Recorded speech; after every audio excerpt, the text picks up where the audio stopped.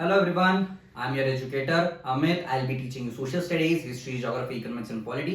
आज की इस वीडियो लेक्चर में हम लोग पढ़ने वाले हैं कॉन्स्टिट्यूशनल डिजाइन। कॉन्स्टिट्यूशनल डिजाइन ये जो टॉपिक है, ये कॉन्स्टिट्यूशनल डिजाइन में हम लोग पढ़ने वाले हैं कॉन्स्टिट्यूशन के बारे में। कॉन्स्टिट्यूशन मतलब बेसिकली एक रूल बुक होता है, ठीक है। जितने भी डेमोक्रेटिक कंट्रीज है वर्ल्ड में वो एक कॉन्स्टिट्यूशन फॉलो करते हैं, एक रूल बुक फॉलो करते हैं। In the same way India भी एक रूल बुक फॉलो करता है। ये चैप्टर में हम लोग देखने वाले एक साउथ अफ्रीका का एग्जांपल। साउथ अफ्रीका एक जो कंट्री है, वहां पे कैसे जो व्हाइट माइनॉरिटी के लोग हैं, जिनकी गवर्नमेंट होती है, जिनकी पॉपुलेशन यहाँ पे बहुत कम होती है, वो कैसे ब्लैक लोगों पे डोमिनेट करते हैं। और उसके बाद जो नेल्सन मंडेला है, उनका कंट्रीब्यूशन हम लोग देखेंगे ये चैप्टर में कि उन्होंने कैसे उनके जो ब्लैक के जो लोग थे उनको यहाँ पे कैसे इंडिपेंडेंस दिलाया और कैसे व्हाइट माइनॉरिटी का जो अपार्थाइड गवर्नमेंट था उसको कैसे भगाया, राइट। तो ये चैप्टर में हम कॉन्स्टिट्यूशन डिजाइन में ये भी समझने वाले हैं कि इंडिया का कॉन्स्टिट्यूशन कैसे बना, इंडिया की नेशनल असेंबली क्या थी, उसमें क्या क्या कैसे लोग थे, उन्होंने डिबेट डिस्कशंस किए, इंडिया का एक बड़ा सा संविधान उन्होंने बनाया, ठीक है। उसके बाद हम लोग जो प्रीएम्बल होता है, प्रीएम्बल के बारे में पढ़ने वाले। प्रीएम्बल जो होता है वो इंडिया के कॉन्स्टिट्यूशन का एक समरी है, ठीक है। तो ये सारी चीजें हम ये चैप्टर में समझने वाले। Now before proceeding with the topic, if you people have any doubts, queries, you can connect me on Instagram, I am on YouTube as well, ठीक है। Now let's begin with the topic. ये जो topic start होता है Nelson Mandela से। Nelson Mandela जो है उनका जन्म होता है 18 जुलाई 1918 को। इसीलिए जो यूएन है, यूएन जनरल असेंबली ने 18 जुलाई को नेल्सन मंडेला इंटरनेशनल डे रख दिया है, ठीक है। अभी ये जो इंसान, इन्होंने बहुत कुछ किया होगा तभी इतना एक डे उनके नाम पे रखा जा रहा है। तो जो नेल्सन मंडेला थे, ये उनका जन्म रॉयल फैमिली में हुआ था। उनके जो फादर थे वो ट्राइब के चीफ थे और उनके जो ग्रैंडफादर थे वो ट्राइब के सीधा राजा थे। मतलब एक रॉयल फैमिली से आने वाला बंदा यहाँ पे पूरी लाइफ किसके लिए डेडिकेट कर रहा है? For the service of humanity. मतलब उसके कंट्री के जो लोग हैं, जो जेंडर बायसनेस था, जो ब्लैक एंड व्हाइट्स में जो डोमिनेंसी था, जो झगड़े वो चल रहे थे, वो लोगों के सारे प्रॉब्लम सॉल्व करने का काम नेल्सन मंडेला कर रहे थे, ठीक है। आपके टेक्स्ट बुक में और ये एक स्टेटमेंट दिया है कि नेल्सन मंडेला यहाँ पे बोलते क्या है। नेल्सन मंडेला बोल रहे हैं कि I have fought against the white domination and I have fought against the black domination also. मतलब मैंने व्हाइट्स के अगेंस्ट में भी झगड़ा किया और मैंने ब्लैक डोमिनेशन के अगेंस्ट में भी झगड़ा किया। I have cherish the idea of democratic and free society. मतलब मैं ऐसी आइडियाज में बिलीव करता हूं, मैं ऐसे आइडियाज को प्रमोट करता हूं जो सब लोगों को इक्वालिटी दे, जो प्रिंसिपल डेमोक्रेटिक स्ट्रक्चर के हो, और मैं मेरे कंट्री में भी डेमोक्रेसी को क्या करूंगा? मोटिवेट करूंगा या डेमोक्रेसी को एक्सेप्ट करूंगा। उसके बाद it is an idea which I hope to live for and to achieve. मतलब ये ऐसी आइडिया है जिसके लिए मैं मेरी जिंदगी क्या कर सकता हूं? दे सकता हूं। I can die for this idea.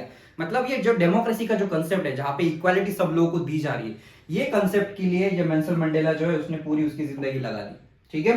अभी नेल्सन मंडेला जो है, नेल्सन मंडेला और उसके साथ उसके जितने भी लोग थे, ये साउथ अफ्रीका में, यहाँ पे साउथ अफ्रीका की अगर हम बात करें तो साउथ अफ्रीका में ये लोग क्या कर रहे थे कि जो व्हाइट लोगों की गवर्नमेंट थी, व्हाइट गवर्नमेंट जो थी, जिनकी पॉपुलेशन यहाँ पे बहुत कम थी, ये लोगों के अगेंस्ट में, गवर्नमेंट के अगेंस्ट में वो प्रोटेस्ट कर रहे थे, फाइट कर रहे थे। जैसे इंडिया में महात्मा गांधी जी ब्रिटिशर्स के अगेंस्ट में फाइट कर रहे थे, यहाँ पे भी जो नेल्सन मंडेला है वो किसके अगेंस्ट में फाइट कर रहे हैं? यहाँ पे यूरोपियंस के अगेंस्ट में फाइट कर रहे हैं, व्हाइट लोगों के अगेंस्ट में फाइट कर रहे हैं। अभी यहाँ पे फाइट करते करते वो कुछ प्लान्स भी बना रहे होते, कुछ स्ट्रेटेजीज बना रहे होते। तो एक दिन यहाँ पे क्या हो जाता है, 1963 में जो पुलिस होते हैं नेल्सन मंडेला के घर को रेड कर देते हैं, ठीक है। उनके घर पे छापा पड़ता है, तो यहाँ पे छापे में उनको कुछ आर्मी के सीक्रेट्स मिलते हैं, कुछ वेपन्स कहाँ रखे उसके सीक्रेट मिलते हैं, क्योंकि वो गवर्नमेंट के अगेंस्ट में फाइट कर रहे होते हैं। और ये यहाँ पे रेड पड़ने के बाद उनके ऊपर एक सजा सुनाई जाती है। He was tried for a treason और उनको जेल में डाला जाता है और वो अगले 28 इयर्स पूरे जेल में ही निकालते हैं। उनको लाइफ इंप्रिजनमेंट मिलता है। लाइफ इंप्रिजनमेंट मिलने के बाद जैसे साउथ अफ्रीका इंडिपेंडेंट होता है, 28 साल बाद उनको छोड़ा जाता है। अगर ये इंडिपेंडेंस नहीं मिलता तो नेल्सन मंडेला जेल में ही रहते। लाइफ इंप्रिजनमेंट उनको मिला था। अब ये लाइफ इंप्रिजनमेंट उनको किसने दिया? ये अपार्थाइड रिजिम ने दिया। जो अपार्थाइड गवर्नमेंट, मतलब ये व्हाइट लोगों की गवर्नमेंट थी, इसको अपार्थाइड गवर्नमेंट बोला जा रहा है।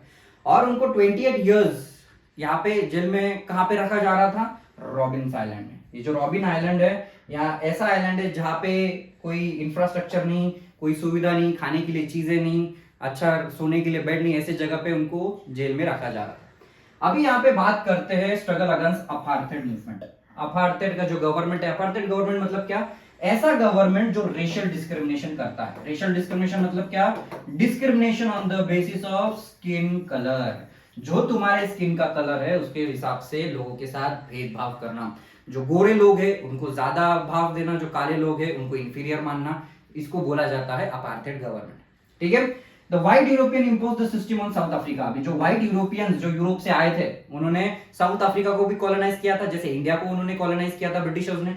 तो यहाँ पे साउथ अफ्रीका को कॉलोनाइज करने के बाद उन्होंने क्या किया, 17th और 18th सेंचुरी में जैसे ये एरियाज को वेपन्स के साथ उन्होंने उसको ऑक्यूपाई करना चालू कर दिया, कुछ यूरोपियंस यहीं पे सेटल हो गए, कुछ जो व्हाइट लोग थे वो साउथ अफ्रीका में ही सेटल हो गए और वो लोकल रूलर्स वहां पे बन गए, मतलब वहीं पे एडमिनिस्ट्रेशन चलाएंगे, हम वहीं पे राज करेंगे, और ऐसा एक अपार्थाइड गवर्नमेंट व्हाइट लोगों ने बनाया था। अभी ये जो अपार्थाइड गवर्नमेंट था that divided the people on the basis of their skin colour. ये देश के लोगों को कैसा डिस्क्रिमिनेट करते थे, on the basis of skin colour. अब स्किन कलर के बेसिस पे जो ब्लैक्स होते थे उनके साथ भेदभाव ज्यादा होता था। अब ये जो ब्लैक लोग हैं, फोटो में आप लोग देख सकते हो, ब्लैक लोग हैं, मतलब जो कलर में ब्लैक है, इनकी पॉपुलेशन 75% पॉपुलेशन कंट्री में ब्लैक लोगों की थी, 25% पॉपुलेशन व्हाइट थी, और वो कंट्रोल किसको कर रहे थे, ये 75% लोगों को कंट्रोल कर रहे थे। ठीक है। अभी जो नॉन व्हाइट्स थे, मतलब ये जो ब्लैक लोग हैं, इनको ना वोटिंग राइट मिल रहा था। ठीक है। अभी नॉन व्हाइट्स में बस ब्लैक नहीं आते, स्किन के कलर अलग अलग होते हैं, कोई सांवला होता है, कोई कम गोरा होता है, तो इसमें ब्लैक आएंगे, कलर्ड आएंगे और इंडियंस आएंगे, इनको इंफीरियर माना जा रहा है।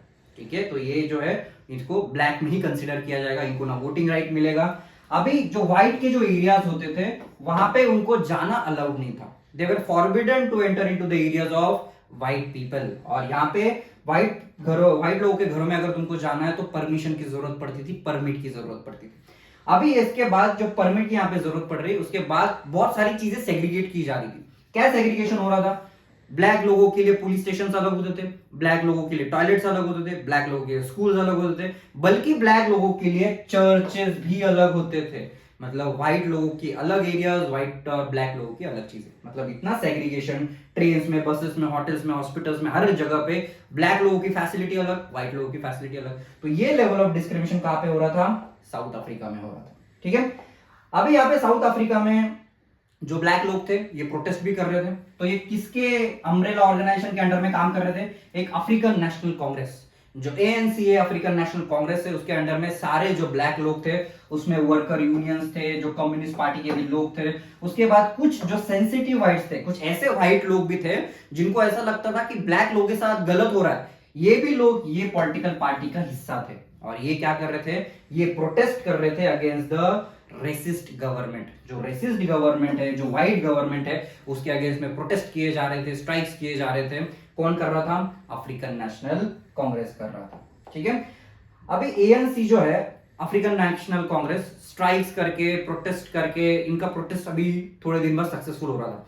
व्हाइट गवर्नमेंट को ऐसा लगने लग गया कि ये जो प्रोटेस्ट है, ये प्रोटेस्ट हम ज्यादा दिन तक रोक नहीं सकते, तो जो व्हाइट गवर्नमेंट है ये ज्यादा दिन तक चलेगा नहीं, तो ये उनको समझ में आ गया था। तो इन्होंने क्या करना चालू कर दिया, सरेंडर करना चालू कर दिया। इनको नए नए व्हाइट के जो डिस्क्रिमिनेटरी पॉलिसीज थे, जो लॉस थे, वो उन्होंने हटाना चालू कर दिया। जैसे कि जो पॉलिटिकल पार्टीज पे बैन था वो निकाल दिया, जो मीडिया के ऊपर बैन था वो निकाल दिया, और यहाँ पे एक नया इंडिपेंडेंस किसको मिल जाता है, ब्लैक लोगों को मिल जाता है। व्हाइट लोग जो है वो सरेंडर कर देते, वो क्या बोलते कि अभी हम क्या कर सकते हैं, एक नया कॉन्स्टिट्यूशन बना सकते हैं। तो यहाँ पे एक नए कॉन्स्टिट्यूशन की शुरुआत होती है। जैसे यहाँ पे नए कॉन्स्टिट्यूशन की शुरुआत होती है, व्हाइट गवर्नमेंट गिर जाता है, तो पिक्चर में वापस कौन आ जाता है, नेल्सन मंडेला आफ्टर 28 इयर्स, जिनको लाइफ इम्प्रिजनमेंट मिला था। 28 साल बाद नेल्सन मंडेला वापस पिक्चर में आ रहे हैं। अभी वो क्या करेंगे, साउथ अफ्रीका गवर्नमेंट का एक कॉन्स्टिट्यूशन बनाएंगे, और finally at the midnight of 26 अप्रैल 1994 यहाँ पे एक नया कंट्री बन रहा है, that is the Republic of south Africa. अभी रिपब्लिक ऑफ साउथ अफ्रीका में पहले जो अपार्थाइड गवर्नमेंट था, व्हाइट लोगों की चलती थी उसमें, अभी ये लोग ऐसा गवर्नमेंट बनाएंगे जो डेमोक्रेसी के प्रिंसिपल्स फॉलो करेगा, सब लोगों को इक्वालिटी मिलेगी, और ये जो गवर्नमेंट रहेगा ये मल्टी रेशियल गवर्नमेंट रहेगा, मतलब ये स्किन के कलर के बेसिस पे डिफरेंशिएट नहीं करेगा, ये सब लोगों का गवर्नमेंट रहेगा, भले आदमी गोरा हो, काला हो, सांवला हो, कोई फर्क नहीं पड़ता, सब लोगों का क्या रहेगा, गवर्नमेंट एक ही रहेगा, और इसमें डिफरेंशिएशन नहीं करेंगे, कोई डिस्क्रिमिनेशन नहीं होगा। ऑन द अदर हैंड जो ब्लैक लीडर्स थे उन्होंने क्या बोलना चालू कर दिया, सारे लोगों को, ब्लैक लीडर्स ने अपने ही ब्लैक लोगों को बोलना शुरू कर दिया कि जो व्हाइट लोग हैं, भले ही उन्होंने अपने को पास्ट में बहुत सारी तकलीफें दी है, बहुत सारा एक्सप्लॉयटेशन हमारे साथ हुआ है, पर तुम ये व्हाइट लोगों को माफ कर दो, और हम इनको माफ करने के बाद अपन एक ऐसा गवर्नमेंट बनाएंगे जिसमें व्हाइट और ब्लैक साथ में रह सकते हैं। ठीक है। तो ये कौन बोल रहा है, ये ब्लैक लीडर्स बोल रहे हैं जो अभी नया कॉन्स्टिट्यूशन बनाएंगे। They said let us build a new South Africa based on equality of all races। इनका मानना था हम ऐसा साउथ अफ्रीका बनाएंगे जिसमें सारे लोगों को इक्वालिटी मिलेगी, भले आदमी काला हो गोरा हो, सारे रेस के लोग एक साथ रहेंगे, सब लोगों को हम ह्यूमन राइट्स देंगे, सब लोगों को सोशल जस्टिस देंगे और डेमोक्रेटिक वैल्यू सबको रिस्पेक्ट करनी पड़ेगी। उसके बाद वो क्या कर रहे हैं, एक कॉन्स्टिट्यूशन ड्रॉ करेंगे, सब लोग साथ में आएंगे, ब्लैक्स भी व्हाइट्स भी, और अपना एक रूल बुक बनाएंगे। कॉन्स्टिट्यूशन मतलब क्या है, एक रूल बुक वो बनाएंगे जिससे कि ये रूल्स ब्लैक हो या व्हाइट हो सब लोगों को इक्वली फॉलो करने पड़ेंगे। ठीक है, तो 2 साल के डिस्कशन के बाद एक दुनिया का एक फाइनेस्ट कॉन्स्टिट्यूशन, एक बेस्ट कॉन्स्टिट्यूशन पिक्चर में आता है। किसका, साउथ अफ्रीका। अभी साउथ अफ्रीका में यहाँ पे लीडर्स क्या बोल रहे थे, नोबडी शुड बी एक्सक्लूडेड। मतलब जब हम कॉन्स्टिट्यूशन बना रहे हैं, जब हम एक रूल बुक बना रहे हैं, तो ये रूल बुक में किसी भी आदमी को एक्सक्लूड नहीं किया जाना चाहिए, सब लोगों का सुनना चाहिए, सब लोगों के प्रॉब्लम्स क्या है वो सॉल्व होने चाहिए, and no one should be considered as a demon. मतलब भले ही जो व्हाइट लोग हैं उन्होंने अपने पास्ट में बहुत सारी गलतियां की है, पास्ट व्हाइट लोगों ने ब्लैक लोगों के ऊपर बहुत सारे अत्याचार किए हैं, तो किसी भी आदमी को हम एक डेमन नहीं मानेंगे। ठीक है, उसके बाद everybody should be the part of the solution. मतलब अभी एक सोल्यूशन हम निकाल रहे हैं, कॉन्स्टिट्यूशन हम बना रहे हैं, तो ये कॉन्स्टिट्यूशन का हिस्सा सबने होना चाहिए। Everyone should be the part of the solution and not the part of the problem. मतलब तुम सोल्यूशन का हिस्सा बनो और किसी के लिए प्रॉब्लम मत बनो। और इसीलिए यहाँ पे एक अच्छा model of democracy south Africa को बना जा रहा है। एक ऐसे समय में साउथ अफ्रीका एक अपार्थाइड गवर्नमेंट होता है, और आज अगर देखो तो जो साउथ अफ्रीका है एक दुनिया के लिए डेमोक्रेसी का एक सबसे बड़ा एग्जाम्पल बन गया है। और यही पे जो नेल्सन मंडेला है उन्होंने लोगों को समझा के एक ऐसा नेशन बनाया जिसको रेनबो नेशन बोला जाता है। रेनबो नेशन इसलिए बोला जा रहा है क्योंकि यहाँ पे सारे कलर के लोगों को एक साथ कोएग्जिस्ट करना पड़ रहा है। मतलब सारे कलर के जो लोग है, भले गोरा है व्हाइट है, जितने भी रेशियल डिस्क्रिमिनेशन पहले होता था वो नहीं हो रहा है, इसलिए इसको क्या बोला जा रहा है, रेनबो नेशन। मतलब अलग अलग कलर के लोग एक साथ रहेंगे। ठीक है, अभी बात करते हैं कि जो कॉन्स्टिट्यूशन बन रहा है, ये कॉन्स्टिट्यूशन क्या क्या लोगों को बेनिफिट्स दे रहा है। पहले तो जो मेजोरिटी रूल है वो रहेगा, मतलब जितने पॉपुलेशन में कंट्री में जितने लोग हैं वो लोगों को जो गवर्नमेंट चाहिए वो गवर्नमेंट रूल करेगा। ऑन द अदर हैंड हर एक आदमी को एक वोट मिलेगा। पहले ब्लैक लोगों को वोटिंग राइट नहीं मिलता था, यहाँ पे व्हाइट को भी वोटिंग राइट है और ब्लैक को भी वोटिंग राइट है। ऑन द अदर हैंड जो बेसिक राइट्स है वो सबको दिए जाएंगे और सबको एग्री करना पड़ेगा। ब्लैक लोगों ने भले इंडिपेंडेंस जीत लिया है, व्हाइट लोगों को हरा दिया है, पर ब्लैक लोगों को भी व्हाइट लोगों के कुछ बेसिक राइट्स को रिस्पेक्ट करना पड़ेगा, कुछ बेसिक राइट्स को मानना पड़ेगा। उसके बाद कोई भी एब्सोल्यूट पावर नहीं रहेगी। मतलब भले अगर ब्लैक लोगों की पॉपुलेशन ज्यादा है, उन्होंने अगर अपनी सरकार बना ली तो वापस आगे जाके फ्यूचर में व्हाइट लोगों को एक्सप्लॉइट नहीं कर सकते, व्हाइट लोगों को तकलीफ नहीं दे सकते, तो कोई भी एक एब्सोल्यूट गवर्नमेंट नहीं होना चाहिए। उसके बाद they agree that the majority should not take away the property of the white minority. मतलब अभी ब्लैक लोगों की पॉपुलेशन ज्यादा है, उन्होंने अगर अपनी सरकार बना ली तो ऐसा नहीं होना चाहिए कि जो व्हाइट लोग हैं उनकी प्रॉपर्टी ब्लैक लोग छीन ले, उनको मारे धमकाए, ये एक्टिविटी नहीं होनी चाहिए। ये भी कॉन्स्टिट्यूशन में मेक श्योर किया गया है। अभी ये सारी चीजों की अगर गारंटी देना है, ये गारंटी हम कैसे दे सकते हैं। आज हमने अगर ओरली बोल दिया कि हाँ चलो हम ये सब फीचर ये तुमको दे देंगे, राइट्स तुमको दे देंगे, सब चीजें होगी, पर कहाँ ऐसे लिखा है कि देना चाहिए, कोई गारंटी है, कोई पेपर लिखा है? तो इसीलिए क्या किया जाता है, कॉन्स्टिट्यूशन बनाया जाता है। तो कॉन्स्टिट्यूशन में व्हाइट और ब्लैक दोनों जो है वो दोनों एग्री करते हैं कि हम ऐसे कॉन्स्टिट्यूशन बनाएंगे, एक ऐसा रूल बुक बनाएंगे जिसमें सब लोगों का जो रूल्स रेगुलेशन है वो लिखे होंगे और कोई बाद में वापस उसको क्वेश्चन नहीं कर सकता। ठीक है, तो South African example is a good way to understand why we need a constitution. मतलब ये साउथ अफ्रीका के एग्जांपल से हम लोग समझ सकते हैं कि अपने को एक कॉन्स्टिट्यूशन की जरूरत क्यों है। क्योंकि जो ब्लैक मेजोरिटी है, जिनकी पॉपुलेशन ज्यादा है, जिनके साथ भले ही पास्ट में गलत बहुत ज्यादा हुआ, तो वो फ्यूचर में जाके भी वापस व्हाइट लोगों को तकलीफ दे सकते थे, एक्सप्लॉइट कर सकते थे। ऑन द अदर हैंड जो व्हाइट माइनॉरिटी है उनको उनकी प्रॉपर्टी भी प्रोटेक्ट करनी थी। ठीक है, उनको भले ही उन्होंने गलत किया पर आगे आने वाली जनता है थोड़ी ना उनको रिस्पॉन्सिबल माना जाएगा, तो यहाँ पे दोनों लोगों को प्रोटेक्ट करना जरूरी है। तो कॉन्स्टिट्यूशन जो है क्या करेगा, दोनों लोगों को प्रोटेक्ट करेगा, ब्लैक्स को भी प्रोटेक्ट करेगा और व्हाइट्स को भी प्रोटेक्ट करेगा। ठीक है, अभी इसीलिए यहाँ पे क्या किया गया, write down some rules. Constitution के लिए कुछ रूल्स लिखे गए जिससे कि आगे जाके कोई उसको क्वेश्चन ना करे, कोई आगे जाके ब्लैक्स और व्हाइट्स में झगड़ा ना हो। ठीक है, the rules also determine what the elected government are empowered to do and what they can not. मतलब ये रूल्स रेगुलेशंस में, ये कॉन्स्टिट्यूशन में ये भी लिखा रहेगा कि जो भले इलेक्टेड गवर्नमेंट है, जो गवर्नमेंट बनने वाली है, वो गवर्नमेंट के पास पावर्स कितनी होंगी, वो गवर्नमेंट कितने पावर्स एक्सरसाइज कर सकता है, उसके ऊपर लिमिटेशंस कितना है और कितनी मनमानी कोई भी इलेक्टेड गवर्नमेंट कर सकती है। किसमें दिया हुआ है, ये कॉन्स्टिट्यूशन में दिया हुआ है। ठीक है, the rules will work only if the winners can not change them very easily. मतलब ये जो कॉन्स्टिट्यूशन के जो रूल्स है ये कब तक चल सकते हैं, जो विनर उसको चेंज ना करे। फॉर एग्जाम्पल अगर ब्लैक लोगों का गवर्नमेंट आ गया, ब्लैक लोगों का पॉपुलेशन ज्यादा है, उनका वोटिंग करके उनकी गवर्नमेंट इलेक्ट हो भी गई, उसके बाद वो कॉन्स्टिट्यूशन कुछ चेंज कर सकते थे, वापस कॉन्स्टिट्यूशन चेंज करके व्हाइट लोगों के राइट्स वगैरह छीन सकते थे। पर यहाँ पे जो कॉन्स्टिट्यूशन है वो इजिली चेंज नहीं होता, ठीक है। यहाँ पे व्हाइट लोग का भी परमिशन लेना पड़ेगा अगर तुमको कॉन्स्टिट्यूशन चेंज करना है। इन द सेम वे अगर आपको इंडिया का कॉन्स्टिट्यूशन चेंज करना है तो लोकसभा राज्यसभा में डिबेट डिस्कशन करने पड़ेंगे, उसमें भी बहुत सारे लोग होते हैं, उसके बाद फिर वापस सुप्रीम कोर्ट भी इंटरवीन करता है जिसको जुडिशियल ओवररीच बोला जाता है। तो constitution as such easily change नहीं होता, ठीक है। All over the world people have differences of opinion interest, और पूरी दुनिया में अगर आप लोग देखोगे तो लोगों के अलग अलग ओपिनियन होते हैं, लोग अलग कल्चर से आते हैं, लोग अलग रिलीजन से आते हैं, उनकी लैंग्वेज अलग होती है, हर सारे लोगों की अपने ओपिनियंस, उनके डिजायर्स अलग अलग होते हैं। तो इसी के वजह से कॉन्स्टिट्यूशनल डिमांड भी उनकी अलग अलग रहेगी। कॉन्स्टिट्यूशन से कोई अलग डिमांड करेगा, अलग बैकग्राउंड के लोग अलग डिमांड करेंगे, ठीक है। वेदर डेमोक्रेटिक और not, most countries in the world need to have the basic rules, मतलब भले ही कंट्री डेमोक्रेटिक हो या नहीं हो, सब लोगों को बेसिक रूल्स फॉलो करने चाहिए, ठीक है। और सारे कंट्री में लोगों को बेसिक रूल्स तो मिनिमम मिलने चाहिए, ठीक है। अभी नेक्स्ट बात करते हैं, the constitution is set of written rules that are accepted by all, मतलब ये कॉन्स्टिट्यूशन जो होता है ये एक रिटन रूल बुक है जो कंट्री के सारे लोग उसको एक्सेप्ट करते हैं, कोई उसको क्वेश्चन नहीं कर रहा है और सब लोग वो रूल्स रेगुलेशंस को मानने के लिए तैयार है। Constitution is the supreme law that determines the relationship among the people living in a territory, और ये जो कॉन्स्टिट्यूशन होता है इसको सुप्रीम लॉ बोला जाता है, और ये डिसाइड करता है कि कंट्री में जो लोग हैं उनका क्या रिलेशनशिप रहेगा, कंट्री में जो गवर्नमेंट है उसके पास कितनी पावर्स रहेगी, कंट्री में जो अलग अलग अथॉरिटी है वो कितना काम कर सकते हैं, कितना अथॉरिटी उनके पास है, उसकी लिमिटेशंस क्या है, ये सारी चीजें किसमें होती है, कॉन्स्टिट्यूशन में होती है, ठीक है।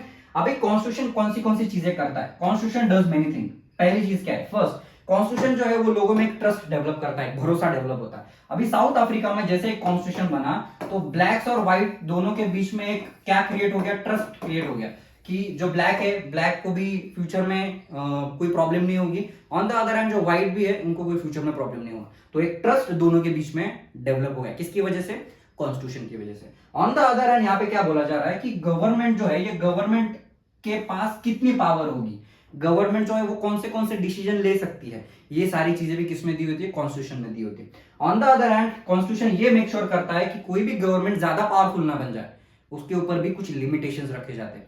कोई भी जो अथॉरिटी है, कोई भी गवर्नमेंट का जो ऑफिसर है उसके पास अनलिमिटेड पावर्स तो नहीं रहेगी, तो एक लिमिट सेट कौन करता है, कॉन्स्टिट्यूशन करता है। Fourth, it expresses the aspiration, अभी जो कॉन्स्टिट्यूशन होता है ये लोगों की, कंट्री के जो लोग हैं उनके सपनों को दर्शाता है, उनके जो सपने, उनके जो डिजायर्स है वो यहाँ पे सोसाइटी उनको फ्यूचर में कैसी क्रिएट करनी है, अपना देश उनको कैसे बनाना है, बताना है, ये सारी चीजें किसमें होती है, कॉन्स्टिट्यूशन में होती है। All the countries that have constitution are not necessarily democratic, मतलब वर्ल्ड में जितने भी कंट्रीज है अगर उनके पास कॉन्स्टिट्यूशन है तो इसका मतलब ऐसा नहीं कि वो डेमोक्रेटिक है, वो डेमोक्रेसी है। चाइना की बात कर लो, चाइना एक डेमोक्रेटिक कंट्री नहीं है, पर चाइना एक कॉन्स्टिट्यूशन, एक स्पेसिफिक रूल बुक फॉलो करता है। रशिया भी एक रूल बुक फॉलो करता है, पर इसका मतलब ये नहीं कि वो डेमोक्रेसी है। चाइना, और ये तो सोशलिस्ट कंट्री है, कम्युनिस्ट कंट्री है। और all the countries that are democratic will have constitution, पर जो भी कंट्रीज डेमोक्रेटिक स्ट्रक्चर फॉलो करते हैं उनके पास कंपलसरी ये रूल बुक होता ही होता है, ठीक है। तो ये स्टेटमेंट का ये मतलब होता है। अभी जो कॉन्स्टिट्यूशन की जो शुरुआत हुई थी, कॉन्स्टिट्यूशन लिखना, ये कंसेप्ट डेवलप कैसे हुआ। अभी यूएसए को सबसे पहले इंडिपेंडेंस मिला था, यूएसए जो है 1776 में यूएसए को ब्रिटिशर्स से इंडिपेंडेंस मिला था, तो उन्होंने दुनिया का पहला कॉन्स्टिट्यूशन बनाया था। फिर फ्रेंच रेवोल्यूशन के बाद भी फ्रांस के लोगों ने अपना एक कॉन्स्टिट्यूशन बनाया था, राजा की गद्दी को हटा के। इसी से शुरुआत हुई थी एक रिटर्न कॉन्स्टिट्यूशन बनाने की। एक कॉन्स्टिट्यूशन होना चाहिए जिससे कंट्री के सारे लोग उस कॉन्स्टिट्यूशन को माने, वो रूल्स रेगुलेशंस फॉलो करें, ठीक है। अभी making of the Indian constitution, अभी इंडिया के संविधान की बात करते हैं कि इंडिया का कॉन्स्टिट्यूशन कैसे बनाया गया। अभी इंडिया एक बहुत ज्यादा ह्यूज और डाइवर्स कंट्री है, इंडिया में अलग अलग रिलीजन्स है, इंडिया में हिंदूज रहते हैं, इंडिया में मुस्लिम्स रहते हैं, इंडिया में क्रिश्चियंस भी है, ठीक है। क्रिश्चियंस के बाद इंडिया में सिख भी रहते हैं, सिख के बाद इंडिया में पारसीज भी है, पारसीज के बाद इंडिया में जैन्स भी है, इंडिया में बुद्धिस्ट लोग भी रहते हैं। तो इतने सारे रिलीजन्स इंडिया में रह रहे हैं, तो इतने सारे लोगों के कस्टम्स अलग होते हैं, इतने सारे लोगों के डिजायर्स अलग होंगे, उनके ओपिनियंस अलग अलग होंगे। इतने सारे लोगों को एक साथ रखना एक बहुत बड़ा चैलेंजिंग जॉब था। तो ऐसा अपने को कॉन्स्टिट्यूशन चाहिए था जिससे कि ये सारे लोग एक कॉन्स्टिट्यूशन को एक्सेप्ट करें, ठीक है।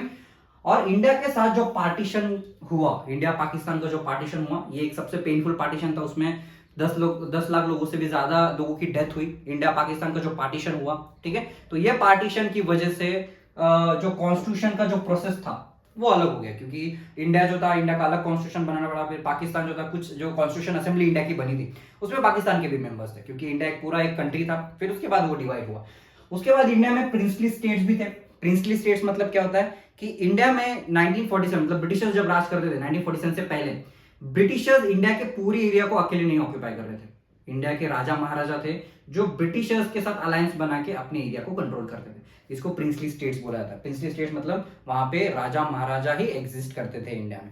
इसको क्या बोला जा रहा है? Princely states. तो यहाँ पे जो प्रिंसली स्टेट्स के कुछ राजा जो थे वो भी पार्टिसिपेट करेंगे। और ब्रिटिशर्स ने जब 1947 में इंडिया को छोड़ा तो उन्होंने सारे जो प्रिंसली स्टेट्स के राजा महाराजा थे उनके सामने क्या ऑप्शन रखा कि you can become the part of India और you can become the part of Pakistan, और आप लोग खुद को एक इंडिपेंडेंट कंट्री भी बना सकते हो। इसके वजह से और ज्यादा क्लैशेस होने लग गए। जम्मू कश्मीर का क्लैश हुआ, हैदराबाद का क्लैश हुआ, ठीक है। तो इसके वजह से जो इंडिया जो था वो अलग अलग टुकड़ों में बंटने वाला था। And fortunately thanks to Sardar Vallabh भाई पटेल, उन्होंने क्या किया, इंडिया को एक बड़ा सा कंट्री बनाया। सारे राजा जो थे, सारे जितने भी प्रिंसली स्टेट्स थे, उनको यूनाइट करने का काम सरदार वल्लभ भाई पटेल जी ने किया। इसलिए उनका जो स्टैच्यू ऑफ यूनिटी है बनाया गया है, ठीक है। तो अभी यहाँ पे बात करते हैं the part two the constitution. अभी कॉन्स्टिट्यूशन बनाने के लिए कंसेंसस चाहिए था।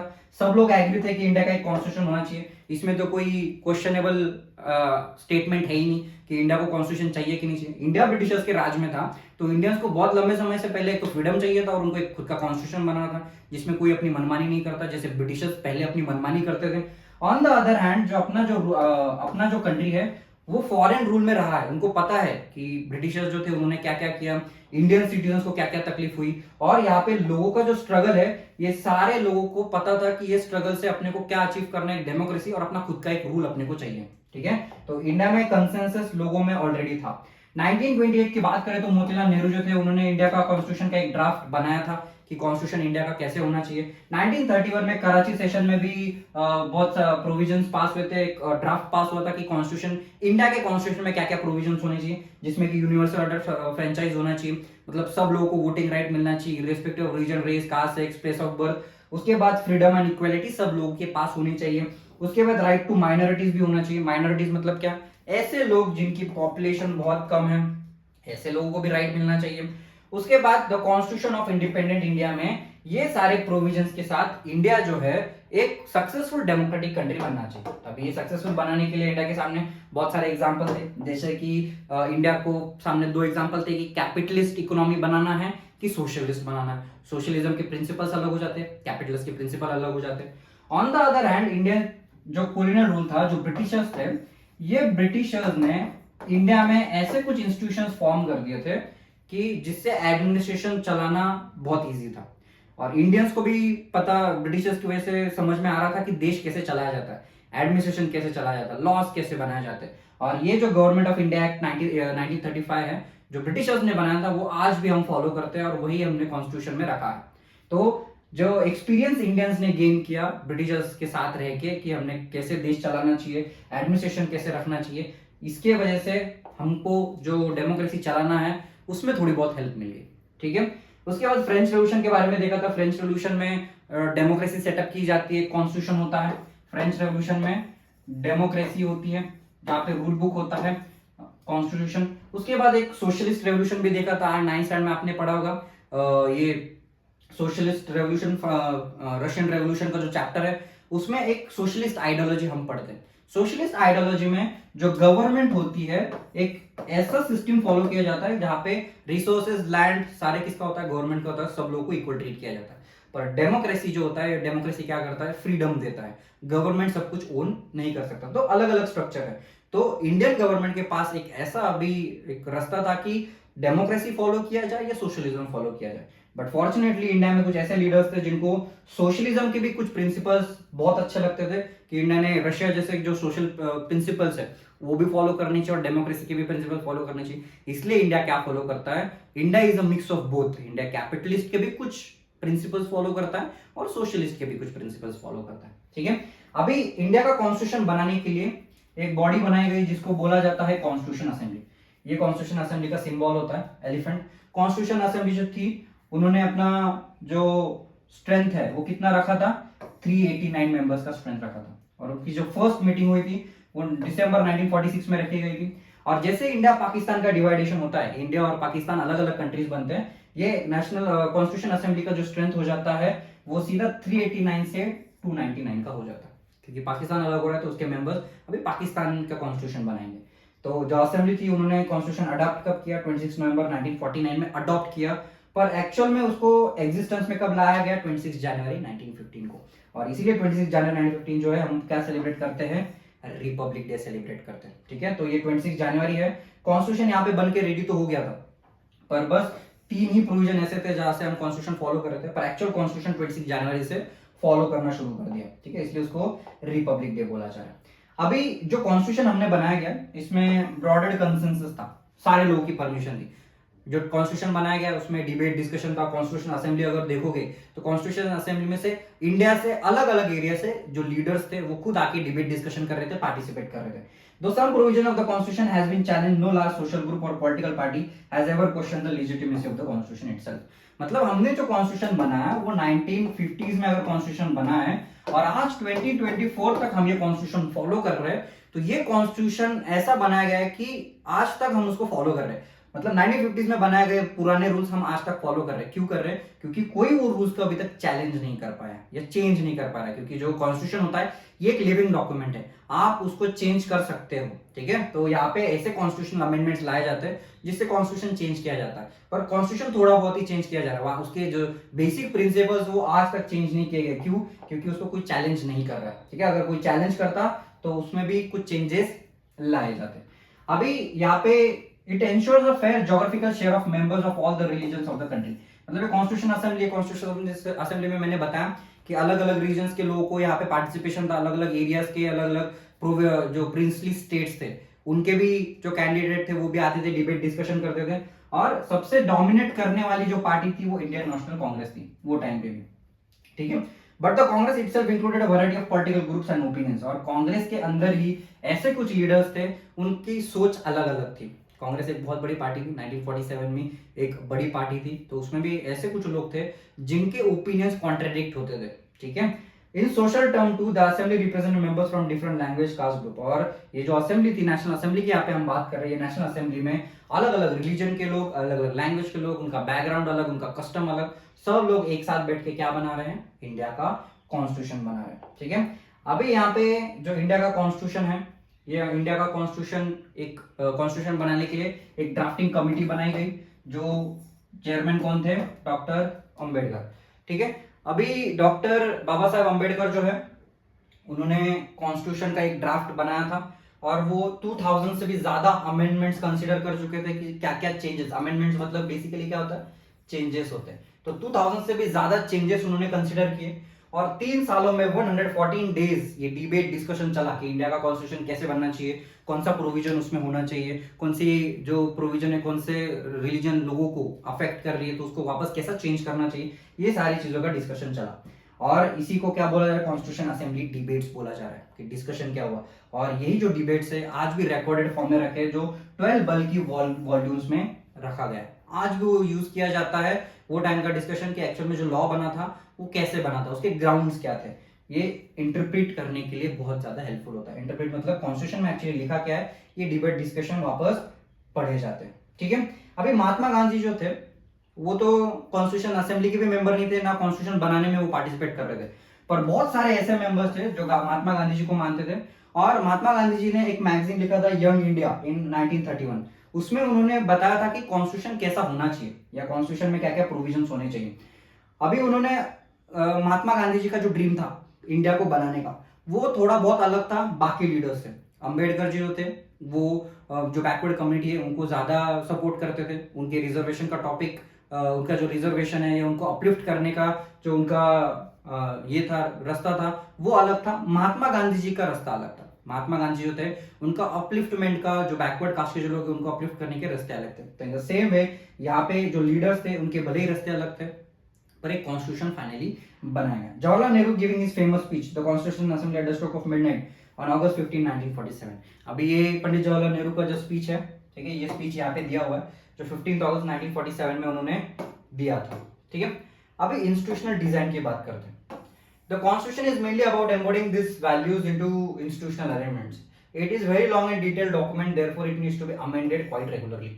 जो कॉन्स्टिट्यूशन है उसको अमेंड करते रहना पड़ता है। अमेंड मतलब क्या, उसमें चेंजेस लाने पड़ते हैं। चेंजेस कैसे लाएंगे, क्योंकि अभी 1950s में अगर कोई कॉन्स्टिट्यूशन बना है तो 1950s की सोसाइटी अलग थी, 2024 की सोसाइटी बहुत अलग है, आज लोगों के डिमांड्स अलग है। अगर हम 1950s की अगर बात करेंगे, वो लोगों की डिमांड्स बस रोटी कपड़ा मकान होता था, फूड क्लोथिंग और शेल्टर। अगर आज की बात करें, आज हम अगर 2024 की अगर बात करें तो आज लोगों की डिमांड जो है, लोगों को इंटरनेट चाहिए, लोगों को जोमेटो चाहिए, लोगों को साइबर क्राइम से छुटकारा चाहिए, ठीक है। तो ये चीजें आज की लोगों की डिमांड में है। तो जो कॉन्स्टिट्यूशन है, जो रूल बुक है, वो भी अपने को चेंज करना पड़ेगा, उसमें भी चेंजेस लाने पड़ेंगे, तो उसमें अमेंडमेंट्स किए जाते हैं। तो जैसे लोगों के एस्पिरेशंस चेंज होते जाते हैं, कॉन्स्टिट्यूशन भी क्या करना पड़ता है, चेंज करना पड़ता है। और अपना जो कॉन्स्टिट्यूशन है वो भले सेक्रेड है, पर वो स्टैटिक और अनअल्टर्ड नहीं है। मतलब स्टैटिक मतलब क्या, जो सेम रहता है, वो सेम नहीं होता, उसको हम चेंजेस लाते रहते हैं, उसको अल्टर किया जाता है, ठीक है। और इसी को हम क्या बोलते हैं, जो चेंजेस हम इंट्रोड्यूस करते हैं, इसको कॉन्स्टिट्यूशनल अमेंडमेंट्स बोलते हैं, ठीक है। अभी जो कॉन्स्टिट्यूशन लिखा गया है, एक लीगल लैंग्वेज में लिखा गया है। जो लॉ की जो लैंग्वेज होती है, ये एक बहुत डिफिकल्ट लैंग्वेज होती है, जो हर कोई समझ नहीं पाता, ठीक है। तो जो कॉन्स्टिट्यूशन पूरा लिखा गया है, ये एक लॉ की लैंग्वेज में लिखा गया है, ठीक है।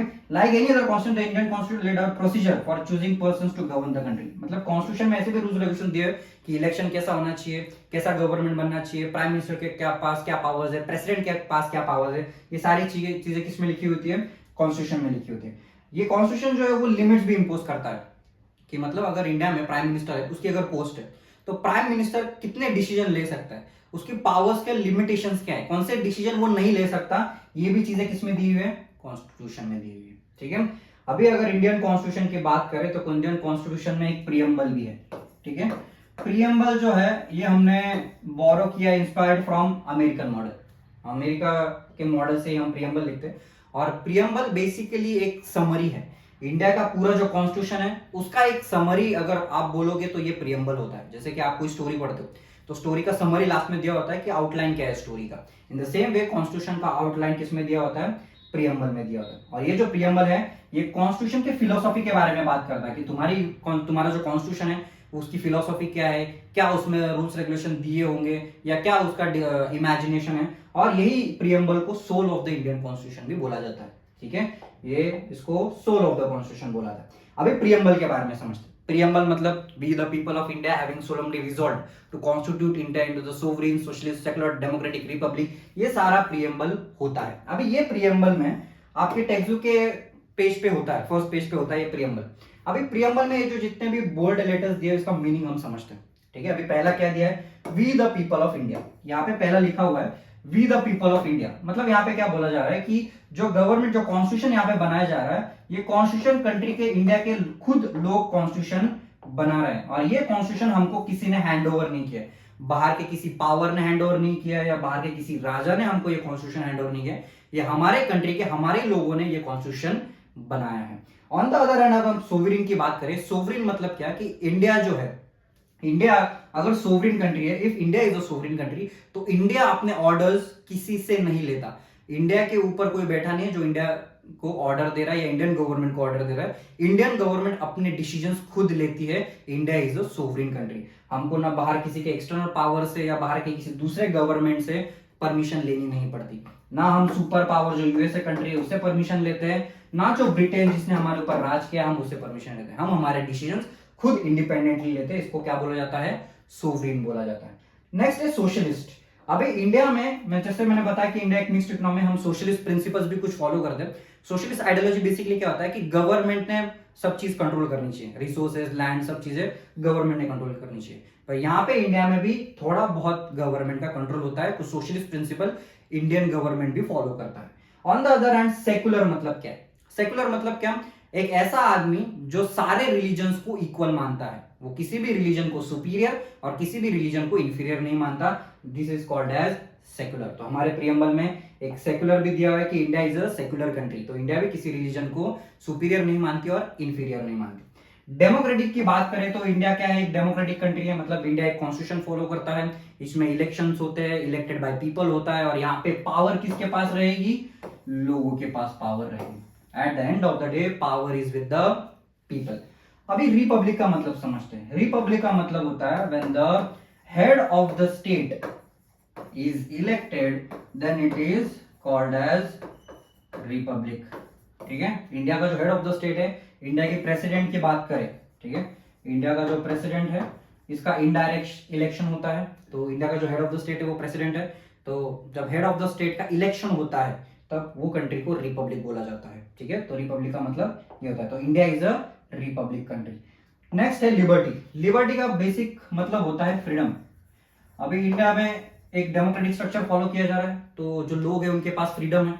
We have a freedom to talk, हम हमारा ओपिनियन सामने रख सकते हैं, हम फ्रीली घूम सकते हैं एक जगह से दूसरी जगह। इंडिया में तुम किसी भी स्टेट में जाके कहीं पे भी घूम सकते हो, तुम नई जिंदगी की शुरुआत कर सकते हो, वहां काम कर सकते हो, वहां घर ले सकते हो। तो ये फ्रीडम लिबर्टी इंडिया में है। तो हम हमारे ओपिनियंस को भी एक्सप्रेस कर सकते हैं, कोई भी ऑथोरिटी है हम उसको क्रिटिसाइज कर सकते हैं, इसको बोला जा रहा है लिबर्टी।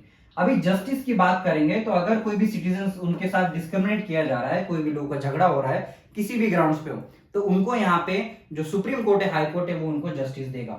कितने भी डिसएडवांटेज लोग हो, भले ही कोई भी कास्ट के हो, कोई भी रिलीजन के हो, सब लोगों को यहाँ पे जस्टिस मिलेगा। ठीक है, that's all for the today's lecture. If you people have any doubts, queries, you can connect me on Instagram. I'm on YouTube as well. ठीक है, नेक्स्ट लेक्चर में मिलते हैं। Bye bye.